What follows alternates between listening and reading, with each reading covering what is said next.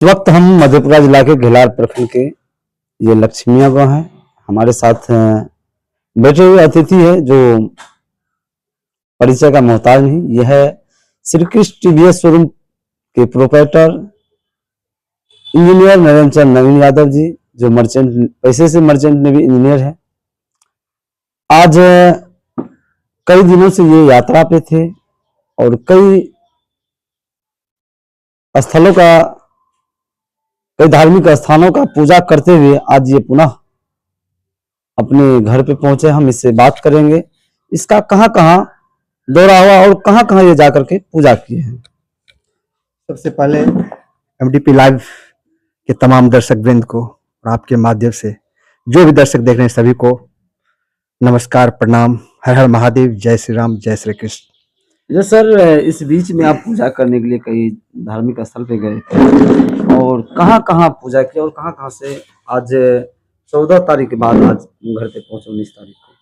जी देखिए, हम लोग का काफी समय से हमारे एक परम मित्र हैं, हमारे क्षेत्र के सभी आदमी जानते हैं। परम मित्र जो हैं एसकेएस के हैं, संतोष कुमार सिंह जी, गणेश दाता ईट उद्योग। हम लोग पूरा एक टीम के साथ कहीं भी जाते हैं, अगर धार्मिक स्थल कुछ आयोजन होता है तो हम लोग जाते हैं। तो हम लोग का काफ़ी दिनों से था कि चलेंगे, कुंभ में स्नान करेंगे और बाकी जो अपना जो धरोहर है उस सब चीज़ को भी देखेंगे। तो भगवान की कृपा से हम लोगों ने समय निर्धारित किया। हमारे गांव के आस जो वहाँ के कुछ अपने परिचित आदमी सब थे, वो लोग भी, हम लोग अपना निजी वाहन से गए। हम लोगों ने 14 तारीख को अपनी यात्रा को शुभारंभ की। 14 फरवरी को? जी बिल्कुल, इसी 14 फरवरी को। क्योंकि जैसा कि अभी आप लोग देखते हुए टीवी पे, सोशल मीडिया में कुंभ का ये चल रहा है। कुंभ हमारे हिसाब से, हमारी सनातन संस्कृति के हिसाब से पूरे विश्व में जो भी हमारे सनातनी हैं सबको एक सूत्र में बांधने का ये अभी के वर्तमान के परिप्रेक्ष्य में अपना जो यशस्वी प्रधानमंत्री जी हैं उनके नेतृत्व में, और सबसे बड़ी बात है मैं कहूँगा आदरणीय योगी जी जो वहाँ के वर्तमान मुख्यमंत्री हैं। वो तो कहने के लिए वर्तमान मुख्यमंत्री उत्तर प्रदेश के हैं, लेकिन मेरे हिसाब से, जैसा कि मैं विदेशों में भी जाता हूँ और देखता हूँ, महाराज जी को सारी दुनिया जानती है। यहाँ तक कि विदेशों में भी इनकी चर्चा होती है और उनके स्ट्रेटजी पर कार्य होते हैं।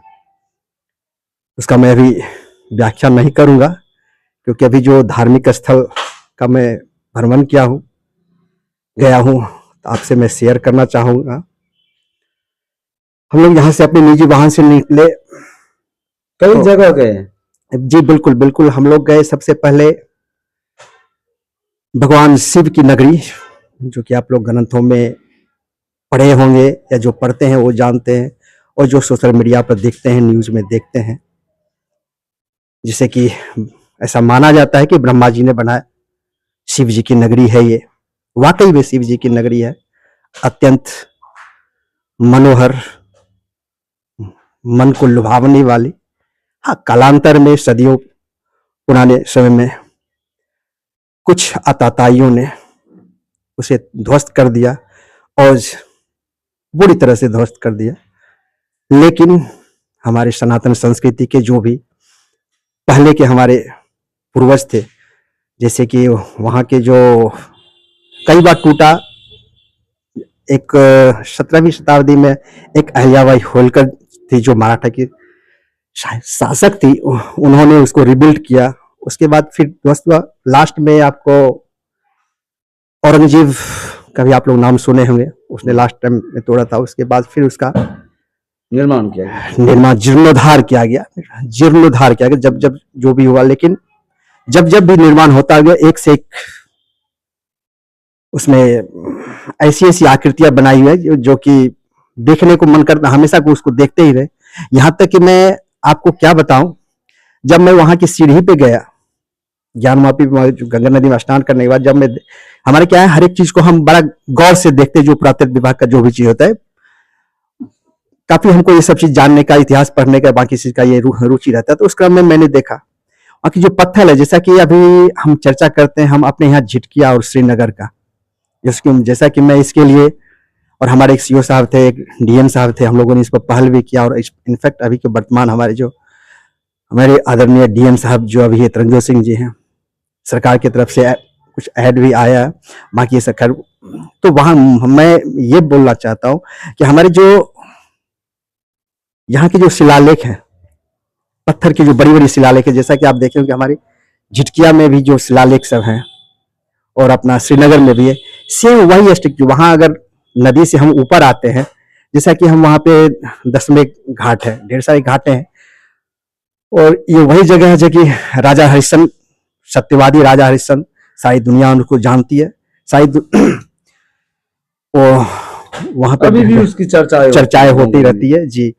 तो वहां की जो आकृति सेम, हाँ, हमारे यहाँ की भी आकृति है। तो हम इससे अंदाज ये भी लगाते हैं कि जो उस समय की युगों की चीजें हैं वो हमारे यहाँ भी है। तो खैर उस पर हम अभी उतना चर्चा नहीं करेंगे। तो हमने वहां से फिर अपना जो काशी विश्वनाथ का मंदिर है, जो कि आदरणीय मुख्यमंत्री जी ने इतना बेहतरीन बनाया है, उसका वर्णन अतुलनीय है। तो वहां पर भी काफी भीड़, अभी तो ये अपना, काशी में आपको सबसे लोकप्रिय क्या देखने को मिला वहाँ पे? देखिए लोकप्रिय तो हमारे ज्ञानवापी का जो क्षेत्र है वहां हमको बहुत ही अच्छा लगा। हैवी सिक्योरिटी है और रहनी भी चाहिए। सुरक्षा भी बहुत अच्छी, तगड़ी सुरक्षा चक चौबंद है, बहुत अच्छी है। वहां की मैं प्रशासन को जितनी भी धन्यवाद दूं बहुत कम है, क्योंकि मैं हर एक आदमी से मिलता गया, पूछता भी था, है आप कैसा अनुभव कर रहे हैं, पहले से क्या स्थिति अभी। तो सभी ने बहुत अच्छी तरह से व्याख्या की। मुझे सुन करके बहुत ही खुशी हुई है, खास करके जब मैं अपने प्रशासन के अधिकारियों को या बाकी जो छोटे कर्मी सबको देखता था, सबका व्यवस्था उनसे पूछता भी था। तो लोग बोलते जब से मंदिर का ये सब हुआ है तब से हम लोग को थोड़ा व्यवस्था बढ़ गई है, लेकिन जो भी है बहुत अच्छा, भगवान की कृपा से। ये सब जो पिक्चर सब है देवी देवताओं के, और अगर उसको जब पॉलिश किया जाएगा, जो अगर हमारे जो ये अयोध्या का जो प्रभु श्री राम का जो मंदिर है अभी जो बनेगा, जो बन रहा है, जब पूर्ण रूप से कंप्लीट हो जाएगा, तो मेरे हिसाब से मैं आपको चैनल के माध्यम से अपने देशवासियों को, अपने सनातन संस्कृति के लोगों को, पूरी दुनिया को ये बताऊं, ये दुनिया में सबसे अलग होगा और उसका कीर्ति अलग होगी। अभी तो जिस हिसाब से बना है हम अंदाज करते हैं अभी इसको बनने में थोड़ा समय लगेगा, और जो भी बन करके जिस हिसाब से स्ट्रक्चर है, ये एक अद्वितीय, अद्भुत, अनूठा मंदिर तैयार होगा। और हमने जब काफी लाइन थी, काफी लोग थे, लोग क्या विदेशों के भी लोग थे, विदेशों का भी लोग आता है वहां पे? जी बिल्कुल बिल्कुल आते हैं, सभी सम्मानीय सम्मानित है, और लोगों का कतार इतना है, और हर एक जगह जगह पर हमारी प्रशासन लगी हुई है, और प्रशासन इतनी कोऑपरेटिव है। अगर किसी का कोई कहीं थोड़ा सा आंखों से ओझल हो जाए तो लोग बेचैन रहते, चलो भाई उससे पूछते हैं, तो तुरंत उसके रेस्पॉन्स, क्विक रेस्पॉन्स है।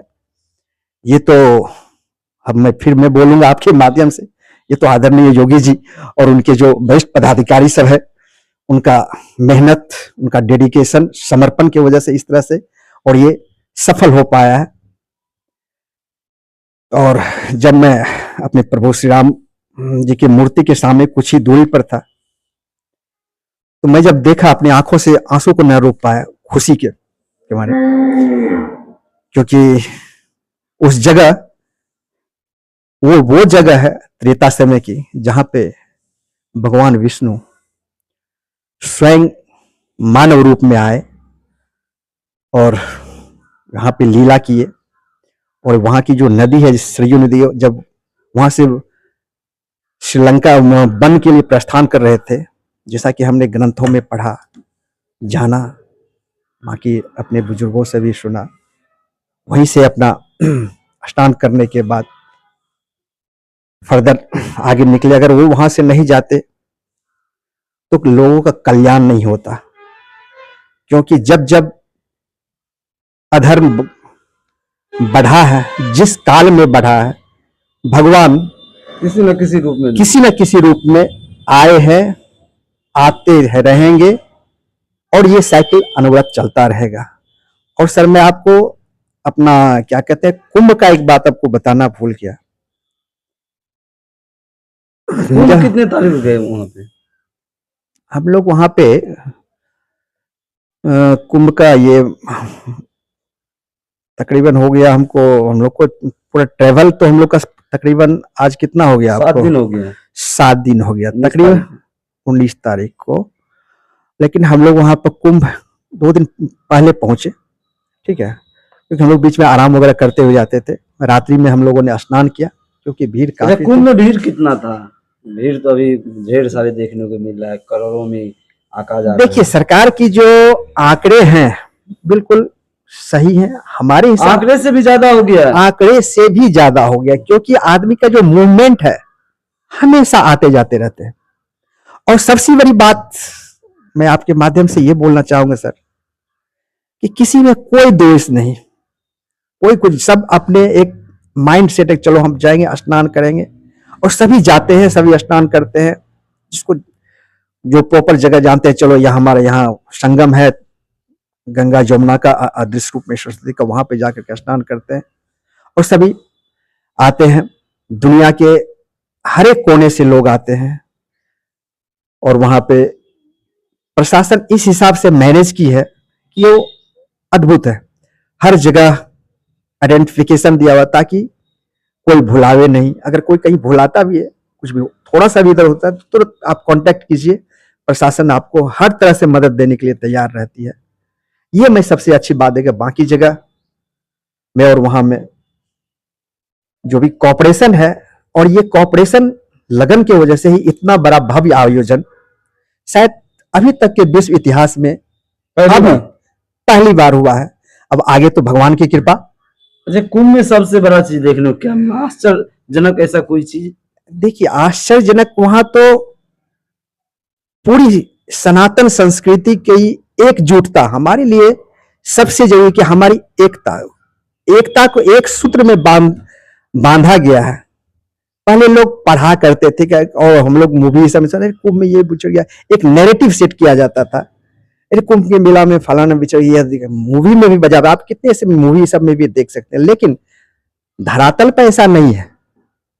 अभी इस हिसाब से है कि चलो कहीं भी कुछ थोड़ा सा देखिए इधर उधर होता है, लेकिन जो नैरेटिव है वो ऐसा नहीं है। हम लोग सब एक सूत्र में बांधने का, एक जगह एकत्रित होने के लिए, अपने एक धरोहर, अपने जो ऋषि मुनियों की परंपरा है, उस परंपरा को आगे बढ़ाने का काम ये हमारा कुंभ करता है जी। और मैं दूसरा बात ये कहना चाहूंगा आपके माध्यम से सर, आने वाले समय में अभी जो स्थिति चल रही है, हमारे सभी युवा साथी, हमारा सनातन परिवार, यहां तक कि विदेश के भी जो लोग हैं, उन लोगों से भी मैं पूछा,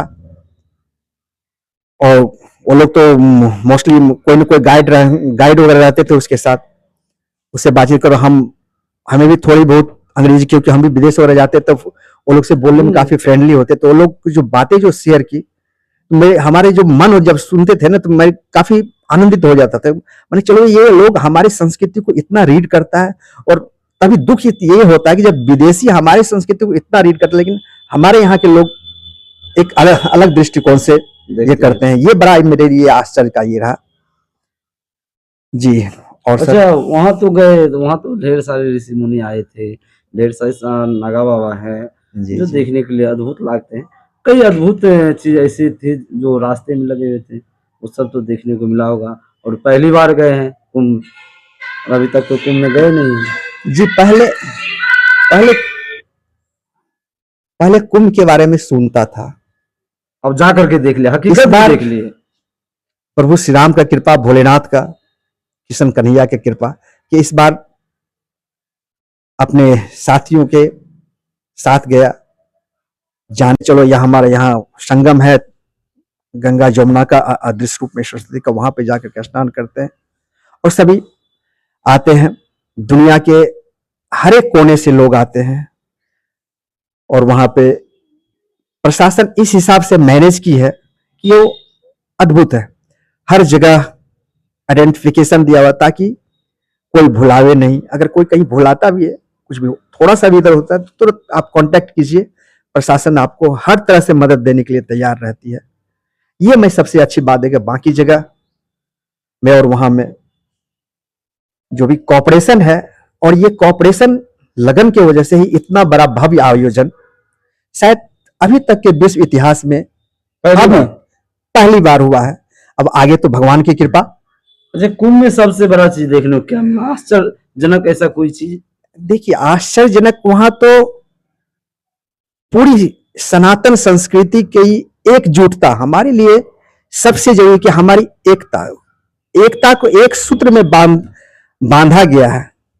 पहले लोग पढ़ा करते थे कि, और हम लोग मूवी सब में कुंभ में ये बिछड़ गया, एक नैरेटिव सेट किया जाता था, अरे कुंभ के मेला में फलाना बिछड़ गया, मूवी में भी बजा, आप कितने ऐसे मूवी सब में भी देख सकते हैं। लेकिन धरातल पर ऐसा नहीं है।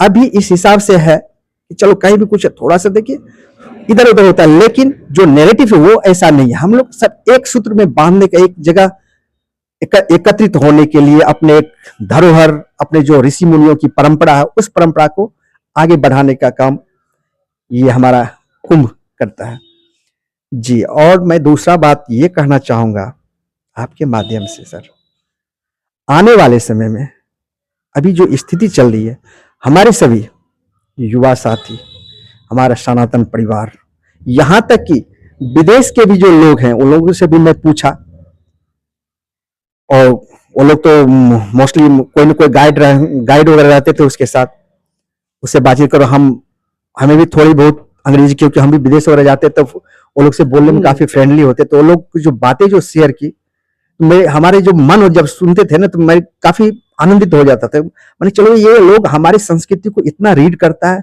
और तभी दुख ये होता है कि जब विदेशी हमारी संस्कृति को इतना रीड करते हैं, लेकिन हमारे यहाँ के लोग एक अलग दृष्टिकोण से ये करते हैं। ये बड़ा मेरे लिए आश्चर्य का ये रहा जी। और अच्छा, वहां तो गए, वहां तो ढेर सारे ऋषि मुनि आए थे, ढेर सारे नागा बाबा है जो देखने के लिए अद्भुत लगते हैं। कई अद्भुत चीज ऐसी थी जो रास्ते में लगे हुए थे, वो सब तो देखने को मिला होगा। और पहली बार गए हैं कुंभ, अभी तक तो कुंभ में गए नहीं जी। पहले कुंभ के बारे में सुनता था, अब जा करके देख लिया, हकीकत में देख लिए। प्रभु श्री राम का कृपा, भोलेनाथ का, किशन कन्हैया की कृपा, कि इस बार अपने साथियों के साथ गया, जाने का मौका मिला, और उसका अपने से अनुभव किया। लोगों का कहा और अपने से अनुभव करना में there is lot of difference पड़ता है जी। बिल्कुल। अच्छा, अब कुंभ मेला कितने दिनों के बाद फिर आएगा? अभी देखिए, तो जाने के लिए सोच रहे हैं, वो तो खत्म हो गया, खत्म होने वाला है, नहीं पहुंचेगा। एक्चुअल में ये कुंभ जो है सर, एक खगोलीय घटना है। यानी कि बृहस्पति जो अपना एक चक्कर लगाती है, यानी कि हम लोग ग्रंथों इस समय में देखते हैं कि ब्रह्मा जी का एक दिन 12 साल के बराबर होता है, जैसा कि वर्णन है, और होता भी एक्चुअली। देखिए, अगर हमारा अपना त्योहार वगैरह ही लीजिए, कोई भी हमारा त्योहार होता है, आप धरातल पर देखिए तो वातावरण में चेंजिंग होता है। हम अपने त्योहार, हम अपनी सनातन संस्कृति की बात करें कि हमारे जो भी त्योहार हैं सब खगोलीय घटना पे आधारित है, और साइंस उस चीज को प्रूव करती है।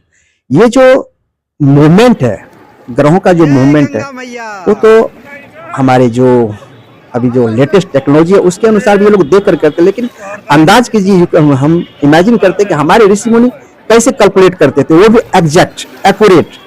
वही तो है कुंभ, क्या है जो कि सूर्य और मकर राशि में आती है, और ये उत्तरायण में जाता है। और शायद जहां तक बात है हमारे, अगर द्वापर की हम बात करें सर, हमारे भीष्म पितामह की, उन्हें तो सारा दुनिया जानती है कि इच्छा मृत्यु, उन्होंने अपने से ये दिन तय किया था कि जब ये चेंजिंग होगा